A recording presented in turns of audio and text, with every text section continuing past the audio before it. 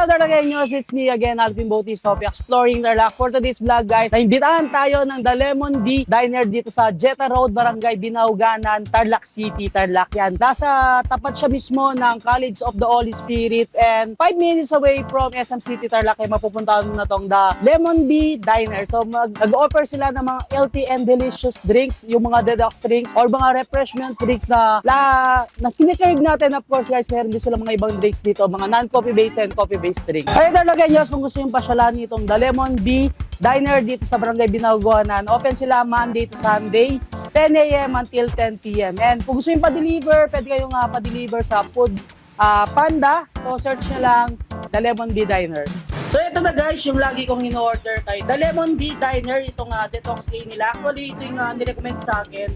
Dahil nga bagay sa atin to, lagi tayo mag-food trip para malinisan yung natin. Yung mga hindi kaya, yung mga kinakain natin na hindi kailangan ng katawan natin. Ma'am, ano po ba yung nito? Yung ingredients ng detox day?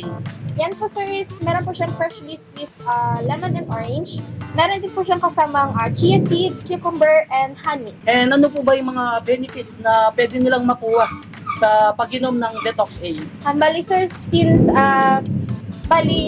kumbaga, freshly squeezed po siya na lemon and orange, mayaman po siya sa vitamin C, which is Pinapalakas yung immune system. Yes po, Yun. nagpapalakas tsaka po, kaya po siya tinawag na detox A kasi po nakakapag-detoxify po siya ng mga toxins ng katawan po natin. Perfect po siya sa mga nagda-diet or mga nag-gym po, ganyan. Thank you ma'am. Actually guys, no, after kong inumin tong detox A nila, pagkaubos ng nung liquid, pwede mo pa siya lagyan ng tubig.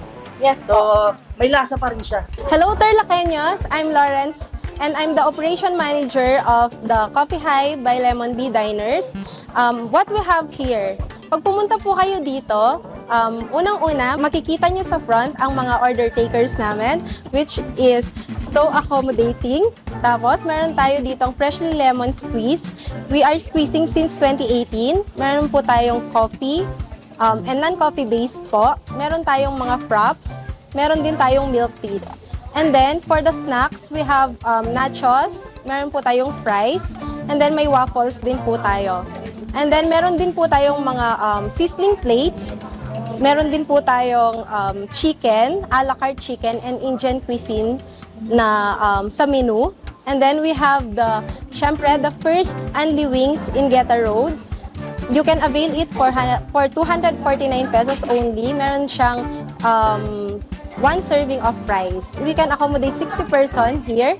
Malawak po yung space namin dito. Yun lang Tarlakeños. We are inviting you here. So please visit us. Thank you. So ito na Tarlakeños, mga sinerve sa atin ni The Lemon Bee Diner. Yan kung nakikita nyo, iba-ibang snacks and mga sizzling. Yung mga sinerve sa atin, syempre meron silang mga chicken wings and of course yung kanilang mga drinks. So meron tayong bisling sisig dito, isa sa mga sinerve nila. Syempre yung kanilang shawarma, corn dog, nachos, and meron tayong mga waffles. Tapos sa burger nila, yung Ultimate Hawaiian Burger, yung isang sinerve nila sa atin. Syempre, sa mga chicken wings nila, meron silang 7 flavors, mamaya babanggitin natin. Meron silang unlimited and then yung kanilang mga a la carte. Sa kanilang drinks, so meron tayong sa coffee-based drinks natin, yung caramel macchiato, tapos sa kanilang prop, meron tayong chocolate chip prop, tapos sa detox nila. And sa mga detox nila guys, ito yung detox say, ito yung lagi natin binabalik-balikan kay The Lemon Bee. Tapos isa sa mga prop nila, itong kanilang mango graham prop, and of course last drinks na sinerve nila sa atin, itong strawberry milk tea. So hey guys, no, bago natin tikman lahat itong sinerve sa atin ni The Lemon Bee Diner, so tikman muna natin itong favorite drinks ko na lagi kong ino-order sa kanila. Alam nyo naman, lagi tayo nag-food trip, so kailangan natin mag-detox lagi. Masarap i-partner to guys sa kanilang mga snacks. Napakarami nilang in-offer dito sa kanilang menu. And tulad nga nitong waffle nila. So tikman muna natin yung waffle.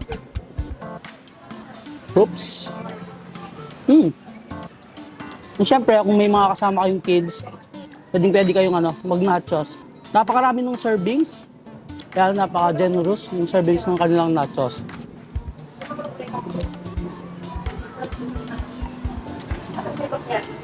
And isa sa mga excited kong tikman dito guys, Ito kanilang Ultimate Hawaiian Burger. So ayan, makikita nyo, laki ng patty. O, tikman na natin.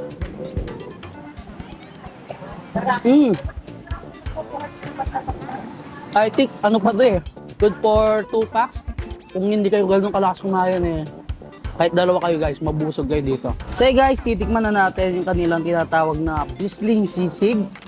Ayan. Marami silang ino-offer ng mga sisig dito. Ayan, kung nagkikrave kayo ng mga sizzlers. And pwede pag lunch, dinner.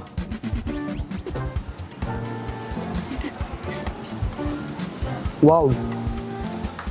Actually guys, mas masarap to lalo na kapag mainit-init pa siya. Masarap ng lasa.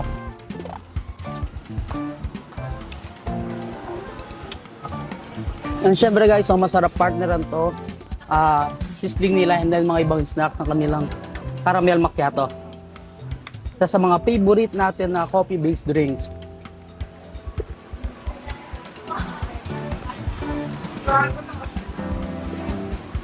Ayan, next natin titikman guys itong kanilang mga chicken wings. So, itong sinerve sa atin, ito yung kanilang a la carte.